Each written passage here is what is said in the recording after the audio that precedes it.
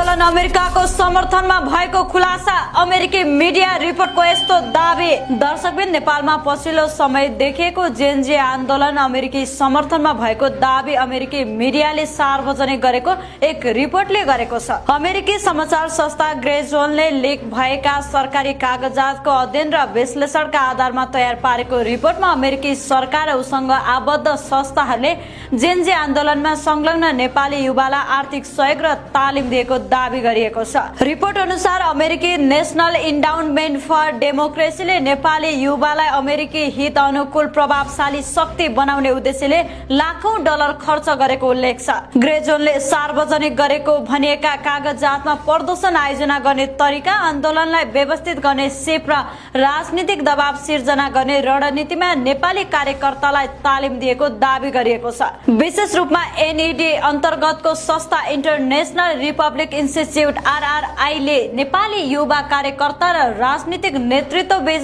सञ्चालन निर्माण गर्न सक्रिय भूमिका खेलेको रिपोर्टमा उल्लेख छ। रिपोर्टमा उल्लेख गरिएका कार्यक्रम मध्ये युवा नेतृत्व पारदर्शी नीति नामक परियोजना 60 देखि 70 जना नेपाली युवा सहभागी भएको बताइएको छ। सन् 2021 को जुलाईदेखि 1 वर्षसम्म सञ्चालन भएको